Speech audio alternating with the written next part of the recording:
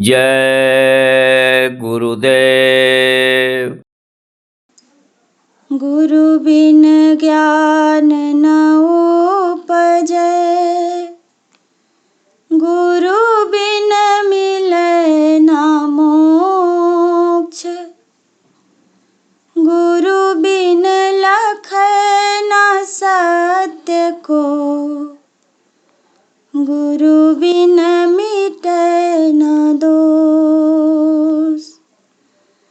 गुरु बिन लखै ना सत्य को, गुरु बिन मिटै ना दोष।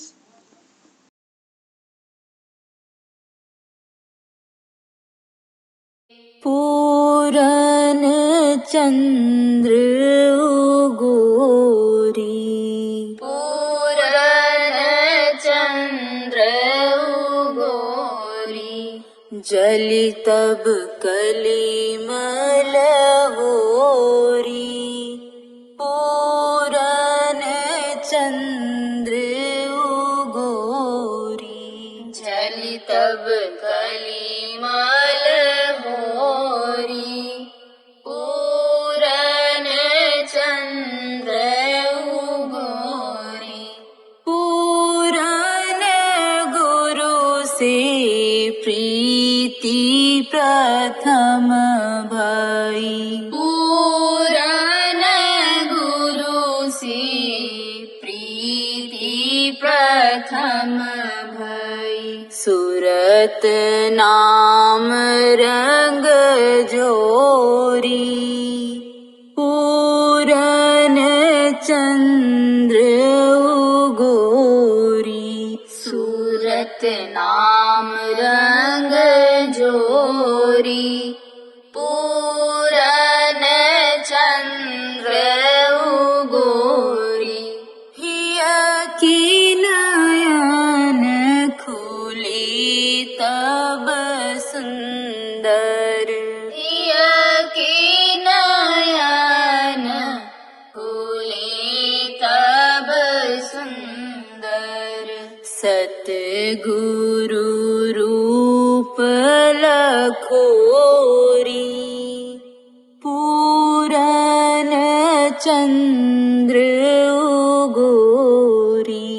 सतगुरु रूप लखोरी, पूरन चंद्र उगोरी। सब सखिया मिली गावन लागी, सब सखिया मिली गावन लागी। पाग बसंत होरी, पूरन चंद्र उगोरी। फाग वसंत होरी, पूरन चंद्र उगोरी। घंटा शंख मृदंग ढोल, घंटा शंख मृदंग ढोल। डफ सारंगी किनकोरी, पूरन चंद्र उगोरी। डफ सारंगी किनकोरी, पूरन चंद्र उगोरी। दशवीं द्वार मची है होरी, दसवें द्वार मची है होरी।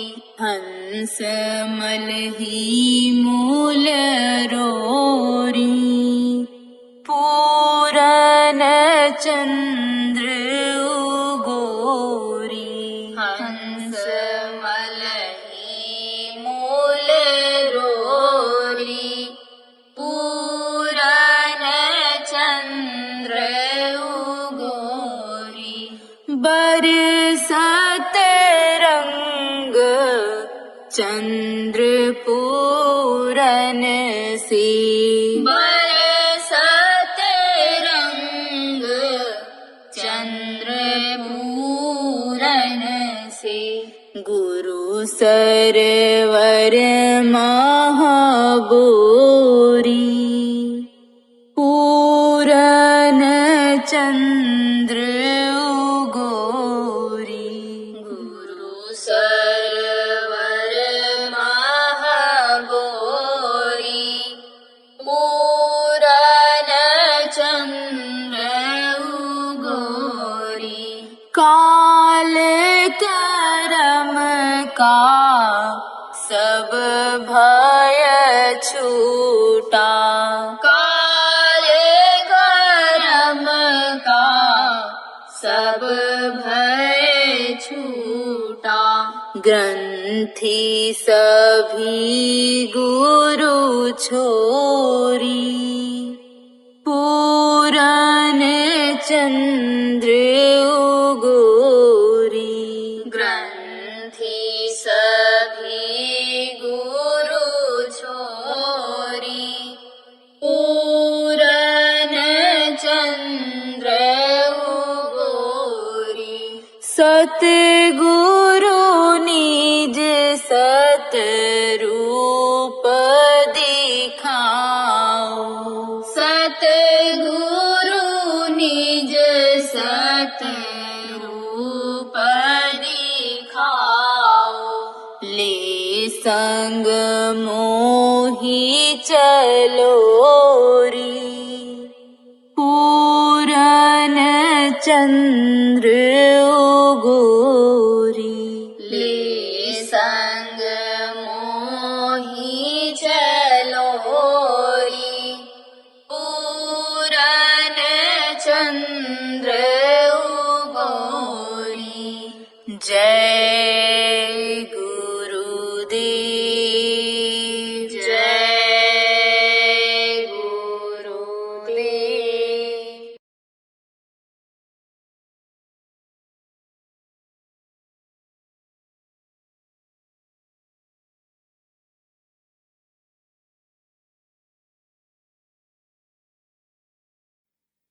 जब जिसकी प्रार्थना की जाती है उसका ध्यान जब किया जाता है तब दुनिया की तरफ से मन हट करके एकाग्र होने लगता है, क्योंकि संत मत में तो गुरु ही सर्वोपरि होते हैं, गुरु ही नैया के पटवार होते हैं। इस जीवन नैया के और जीवात्मा रूपी नैया के भी वही पटवार होते हैं, वो कहीं न फंसे और ये जीवन भी ठीक से चलता रहे, रोटी रोजी की किसी तरह से खाने पीने की कोई दिक्कत ना हो। तो उसके लिए गुरु किया जाता है, समर्थ खोज करके और फिर उनसे दीक्षा ली जाती है, नाम लिया जाता है, उसकी फिर कमाई की जाती है। तो कहा गया गुरु का ध्यान कर प्यारे, बिना इसके नहीं छूटना। तो गुरु का ध्यान अपने लोगों ने किया, सुमरन में भी गुरु को याद किया, ध्यान में भी गुरु को याद किया, भजन में भी शुरू में संपूर्ण लगा देते हैं, ध्यान कर लेते हैं गुरु का, पांचों धनियों का, और फिर गुरु का, उसके बाद तब भजन पर बैठते हैं। आखिर में भी ऐसा संपूर्ण कई बार गुरु महाराज ने भी बताया कि लगा दिया जाता है। तो आप समझो प्रेमियों कि मन रुका कहाँ? प्रार्थना में, लेकिन भागा सबका नहीं रुकता है और सबका भगता भी नहीं। जो आदत डाल देते हैं अनसमझो उसकी वैसी आदत बन जाती है। लेकिन ज्यादातर अगर पूछा जाए कि आप लोगों का मन लगा कि नहीं लगा, तो कहोगे कि मन नहीं लगा। इक्का दुक्का कोई चुप हो जाएगा तो समझो इसका थोड़ा बहुत लग गया। कोई कहेगा रुका भगा, रुका भगा। तो जब तक यानी आदत नहीं डालेंगे प्रार्थना करने की, मन को रोकने की, सिमरन करने की, तब तक कि कैसे रुकेगा। इसलिए बैठना जरूरी होता है, आदत डालना जरूरी होता है। और प्रातः काल का समय अच्छा समय रहता है, ब्रह्म मुहूर्त जिसको कहते हैं, दिल दिमाग ताजा रहता है। शाम को अगर बैठा जाए, बैठा तो जाता है और बैठना चाहिए भी, लेकिन सुबह जो ताजगी शरीर में रहती है, दिल दिमाग में ताजगी रहती है, वो शाम को नहीं रहती है। क्योंकि दिन की बातें भी जो जैसी गुजरी, अच्छा बुरा दिन गुजरा, तो वो अरे शाम को याद आ सकता है। लेकिन रात में सोने के बाद पीछे की बातें, कल की बातें भूल जाती हैं, तो सुबह का समय ये अच्छा रहता है। सुबह अगर घर में भी रहे तो उठ गए, अपना टट्टी मैदान जो कि जिसको शौच कहते हो, लेट्रिन कहते हो, वो करके हाथ पैर धो दिया गया कि जिससे आलस्य थोड़ा दूर हो जाए। और उसके बाद में फिर प्रार्थना बोले, अंदर अंदर में ही बोलो, कोई हर्ज नहीं है, लेकिन बोलो जब तब। बीच में बताया गया था आपको, कोई और नहीं रहना चाहिए। कौन रहे? जिसकी प्रार्थना करो, जिसको याद करो वही रहे, और इधर उधर मन न जाए। इसी तरह से सुमिरन में भी यानी समझो आपके मन को रोकने की जरूरत होती है। बताया गया कि किस तरह ध्यान लगाना चाहिए। इस तरह से जब सुमिरन करो तो जिसका सुमिरन करो उसका ध्यान लगाओ। कि जैसे कगरी जिसको कहते हो, वो घड़ा, उसको लेकर के कोई औरत कुएं पर पानी भरने के लिए जाती है, तो जब भर करके उधर से चलती है तो औरतों से बात करती रहती है, रास्ता भी देखती रहती है, ऊंचा है, नीचा है, पतला है, सकरा है, और चलती भी रहती है। लेकिन ध्यान कहाँ रहता है? घड़े पर, कि घड़ा नीचे गिर न जाए, घड़ा सिर पर ही रहे। सिर पर रख करके चलते चलते इस तरह से सज जाता है, सेट हो जाता है घड़ा, तो पकड़ती भी नहीं है। और एक बार उठा के रख लिया और ऐसे बैलेंस करती चली आती, तो कहाँ मन रहता है? घड़े पर रहता है। घड़ा कहीं नीचे गिर न जाए, टूट जाए, तो का सुमिरन की सुधियों करे, क्यों गागर पनिहार, हाले डोले सुरत में कहाँ कबीर विचार। जब पानी उसमें कम रहता है, घड़े में थोड़ा कम रखा भी जाता है, किसी भी चीज को भरना हो तो थोड़ा सा कम रखते हैं। देखो ये दवाइयों की शीशियाँ आती हैं, उसमें दवाई या तेल जो भी कोई भी चीज होती है थोड़ा कम रखा जाता है। और लो गर्म हो जाए, गैस बन जाए तो टूटे नहीं, दब जाए तो टूटे नहीं। प्लास्टिक की शीशी आजकल ज्यादा आती है तो कम रखते हैं, ऐसे ही कम रखना भी चाहिए, एकदम लबालब नहीं भरना चाहिए। सब तरीका है। देखो गृहस्थ आश्रम में रहते हो, बहुत टाइट अगर कर दोगे, किसको ढक्कन को गर्म चीज रखा है, तो भी उसमें कहीं से कोई हवा नहीं पास हो पाएगी। बंद तो कर दो, गिरे ना, लेकिन हल्का सा वो इस तरह से बनता है उसका कार कि उसमें हल्का फुल्का हवा यानी पास हो जाए, उधर की जो गैस बनती है वो निकल जाए। तो कहा गया कि वो हिलता तो है पानी अंदर, लेकिन बैलेंस करके रखती है उसको। यानी समझो कि हिलने से घड़ा गिरने नहीं देती है, ऐसे ही इस मन को बैलेंस करना चाहिए। हिलेगा तो अंदर, लेकिन ये आपके शरीर को गिरा न दे, इस चीज का ध्यान रखना चाहिए। ये तो खिलाने पिलाने के लिए ले जाएगा विषयों का, ये आदि हो गया। विषय किसको कहते हैं? स्पर्श को। कई तरह के विषय होते हैं। स्पर्श का विषय जो होता है वो थोड़ा गहन होता है, मतलब थोड़ा कठिन होता है स्पर्श के विषय को रोकना। जैसे आंखों से आंखें मिली तो एक रेंज आंखों से निकली और वो दूसरे रेंज को स्पर्श किया। कोई बोलता है तो कानों के पर्दे के ऊपर उसकी आवाज स्पर्श करती है। कोई किसी को जगाता है छू करके। बच्चे को ये माताएं सुलाती हैं तो सहला करके सुलाती हैं, पीठ को सहला देती हैं। हालांकि पीठ को सहलाने से कम फायदा होता है, हल्का हल्का थपकी देने से बच्चों का दूध पच जाता है। कोई बच्चा दूध ज्यादा पी लेता है और मुंह से फेंकने लगता है, तो ये माताएं जो समझदार होती हैं, जो बहू में बुजुर्ग माताओं की सेवा करती रहती हैं, खुश रखती हैं, वो उनको बता देती हैं कि बस तू दूध फेंक रहा है और जैसे फेंके तैसे तू कंधे पर डाल करके ऐसे बच्चे को और धीरे धीरे धीरे थपकी दे, तो मुंह से दूध निकलना बंद हो जाता है, यानी पचाव शुरू हो जाता है। भोजन के बाद कोई भी पीठ के बल लेट जाए, हल्का हल्का ऐसे किसी से कह के पीठ को दबा दो, तो फिर आराम की ज्यादा जरूरत नहीं रहती है। फिर तो 2 मिनट 4 मिनट पीठ दबवा के चल पड़ो तो भोजन का पचाव शुरू हो जाता है। और नहीं तो भोजन के बाद टहलना पड़ता है हल्का धीरे धीरे। आप समझो भोजन के बाद जब टहलो, कहा गया शाम को जब टहलो, भोजन के बाद तो धीरे धीरे चलो, और सुबह जब खाली पेट टहलो घूमो तो तेज चलो।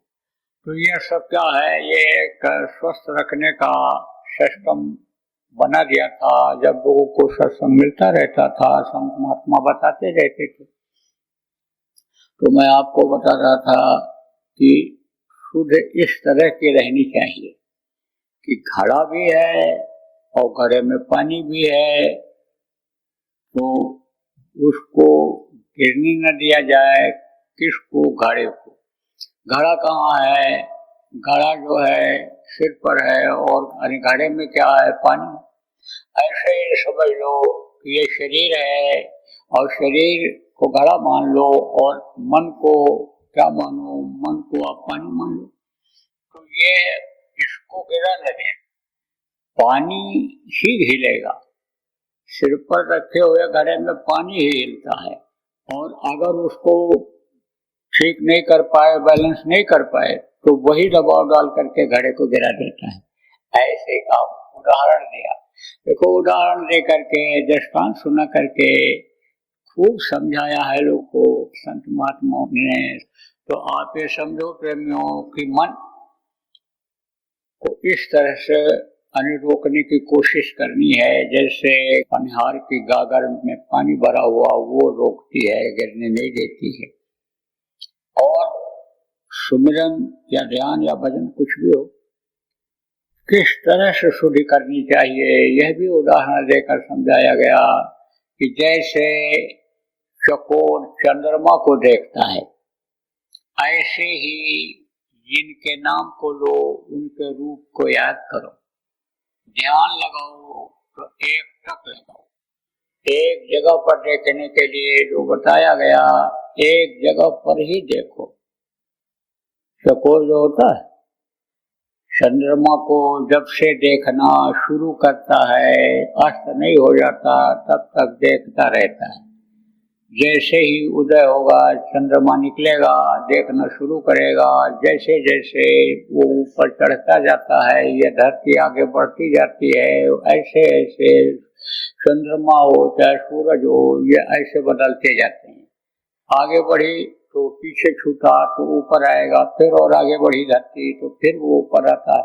तो इस तरह से बराबर ऐसे देखता रहता है। और सुबह होते तक पूर्णिमा के दिन यानी समझो उसकी जो चोंच है वो एकदम से पीछे ऐसे झुक जाती है।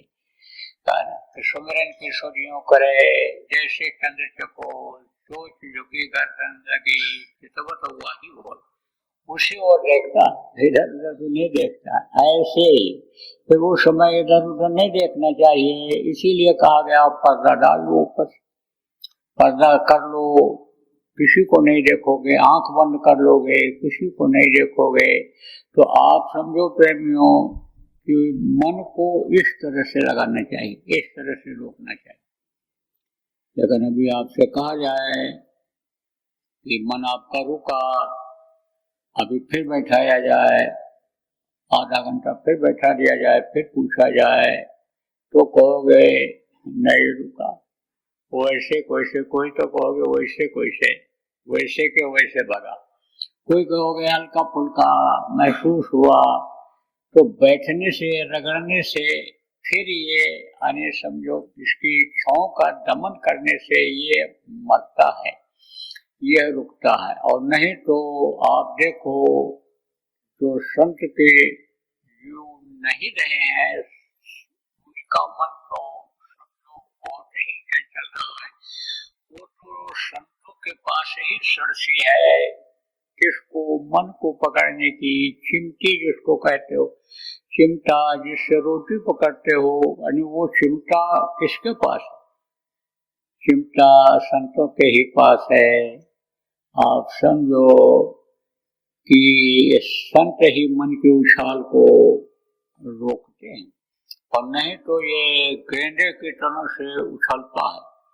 जैसे बच्चे गेंदा खेलते हैं, जमीन पर पटकते हैं तो वो उछलता है, जितनी गति से वो नीचे छोड़ते हैं उसकी दूना गति से वो उछलता है। लेकिन जब हाथ ऐसे लगाने का तरीका मालूम हो जाता है बच्चे को, नीचे फेंकता है, जैसे ऊपर आने लगता है तैसे फिर ऐसे दबा देता है। जब तरीका मालूम हो जाता है दूध उबालने का, तो दूध अगर तेज आंच हो जाए, उबलने लग जाए तो 2 बूंद पानी डाल दो तो बैठ जाएगा। ऐसे ही जब ये उछाल मारने लगे तब क्या करना चाहिए? मन के कहे करो मत कोई, और जो गुरु कहे करो तुम सोई। उस समय पर गुरु का ध्यान करना चाहिए, गुरु से प्रार्थना करना चाहिए कि मेरे मन को आप रोको, मेरे मन को आप संभालो। अब मेरा मन विचलित हो रहा है, आपके रास्ते से, आपके पथ से, आपकी मर्यादा से अलग हो रहा है।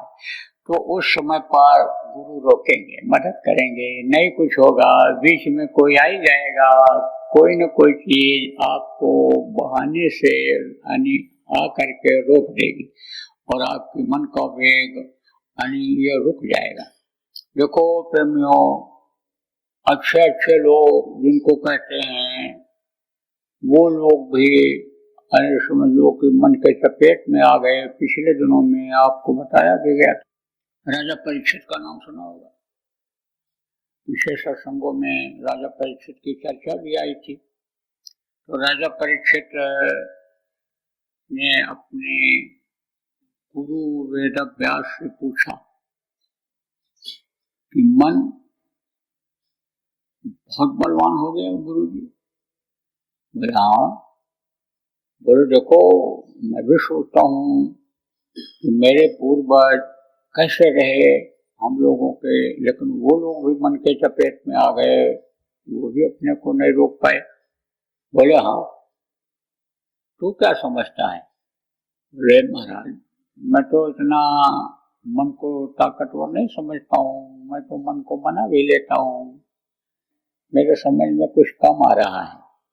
अरे बोले इतना लज्जत विषयों का लज्जत हो गई है इसको, है कि इससे अच्छे अच्छे परास्त हो जाते हैं। जो लज्जत में फंस जाता है, टेस्ट में फंस जाता है, क्या इस चीज का हो, तो वो मन का गुलाम हो जाता है। इसीलिए कहते हैं किसी भी चीज की आदत नहीं डालनी चाहिए। एक सत्संगी मिले, उन्होंने कहा एक पीस से ज्यादा मिठाई नहीं खाता। खाता हो मिठाई, सब चीज खाता, तंदुरुस्ती बहुत अच्छी थी। पूछा मैंने, बोले एक पीस से ज्यादा नहीं खाता। तो कहते ना अतिका भला न बरसना, अतिका भला न धूप, अतिका भला न बोलना, अतिका भला न चुप, कहते ना। तो आप समझो कोई चीज अति हो जाती है और मन ये अति करा देता है। देखो, जो यानी समझ लो कि खाने खाने की ही आदत डाल लेते हैं, उनका स्वास्थ्य खराब हो जाता है। जो बहुत ज्यादा हबशी लालची हो जाते हैं कि पैसा ही कमाना है, दिन रात जग करके पैसा ही लाना है, बड़ा आदमी बनना है, उनके ऊपर भी असर आता है। जो विषयों के भोगी हो जाते हैं, आदत बन जाती है, यानी समझो कि वो भी यानी समझ लो कि उनका विश्वास खराब हो जाता है, शरीर कमजोर हो जाता है, मन बुद्धि कमजोर हो जाती है।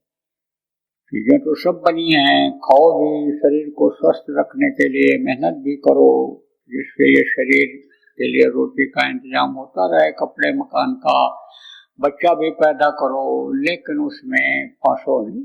ये भी तो कहा गया, बताएगा। जय गुरुदेव। गत वर्षों की भांति इस वर्ष भी होली का कार्यक्रम 13, 14 और 15 मार्च 2025 को उज्जैन आश्रम पर आयोजित किया गया है। आप सभी सपरिवार सादर आमंत्रित हैं। स्थान बाबा जय गुरुदेव आश्रम, जय गुरुदेव नगर, पिंगलेश्वर रेलवे स्टेशन के सामने, मक्सी रोड, उज्जैन, मध्य प्रदेश, भारत। संपर्क 9575600700 व 9754700200। जय गुरुदेव। जय गुरुदेव। निज धाम वासी परम पूज्य परम संत बाबा जय गुरुदेव जी महाराज के आध्यात्मिक उत्तराधिकारी एवं जीते जी ईश्वर देवी देवताओं के दर्शन कराने का मार्ग नामदान देने के साथ जय गुरुदेव नाम से जन जन की दुख तकलीफ बीमारी और कष्टों को दूर करने का उपाय बताने वाले उज्जैन के संत वक्त गुरु बाबा उमाकांत जी महाराज मानव के आध्यात्मिक विकास के साथ साथ अपनी बाबा जय गुरुदेव धर्म विकास संस्था के माध्यम से सामाजिक परमार्थी एवं लोक हित कार्यों में भी लगे हुए हैं। इसी कड़ी में उज्जैन शहर के पिंगलेश्वर स्थित आश्रम में परम पूज्य महाराज जी की प्रेरणा से बाबा जय गुरुदेव रोगांतक संस्थान अस्पताल का संचालन विगत लगभग 5 वर्षों से किया जा रहा है, जिसमें आने वाले रोगियों को एलोपैथिक, होम्योपैथिक, आयुर्वेदिक आदि विभिन्न पद्धतियों द्वारा गुरु दया से यथासंभव प्रभावी उपचार प्रदान किया जाता है। विशेष बात यह है कि विभिन्न प्रकार की चिकित्सा, दवा, थेरेपी आदि से परिपूर्ण इस अस्पताल में कोई फीस काउंटर नहीं है। यहाँ मरीजों के लिए दवाओं समेत समस्त उपचार पूर्णतः निःशुल्क है। यहाँ आने वाले मरीज अपने इलाज में गुरु महाराज की दया का भी अनुभव करते हैं। परम पूज्य महाराज जी के आदेश से उज्जैन के अलावा उत्तर प्रदेश में लखनऊ, राजस्थान में जयपुर व जोधपुर और हरियाणा के बावल रेवाड़ी में भी यह निःशुल्क चिकित्सालय संचालित किए जा रहे हैं। इनमें अनुभवी डॉक्टर अपनी सेवाएं निःशुल्क दे रहे हैं। सेवा के इसी उद्देश्य के साथ कदम बढ़ाते हुए बाबा जय गुरुदेव धर्म विकास संस्था द्वारा विभिन्न प्रांतों में पूर्णतया निःशुल्क एम्बुलेंस सेवा का संचालन भी किया जा रहा है। ये न केवल आपातकाल स्थितियों में मरीजों को अस्पताल पहुंचा रही है, बल्कि इनके माध्यम से संगत के चिकित्सक सेवादार दूरस्थ एवं ग्रामीण क्षेत्रों जहां चिकित्सा सुविधाओं की कमी है, वहां कैंप लगाकर लोगों की चिकित्सीय जांच, परामर्श एवं दवा वितरण की पूर्णतया निःशुल्क सेवा प्रदान कर रहे हैं। कोरोना महामारी के काल में भी पूज्य महाराज जी द्वारा इन समस्त सेवाओं के साथ साथ ऑक्सीजन प्लांट भी जन सेवा में मध्य प्रदेश सरकार को समर्पित किया गया है। यही कारण है कि परमार्थ और आध्यात्म के लक्ष्य के साथ जन स्वास्थ्य सेवा कर रही इस संस्था में देश विदेश के लोगों का आगमन हो रहा है, जो यहाँ आकर पूज्य महाराज जी की दया एवं लाभ का अनुभव कर रहे हैं। जय गुरुदेव।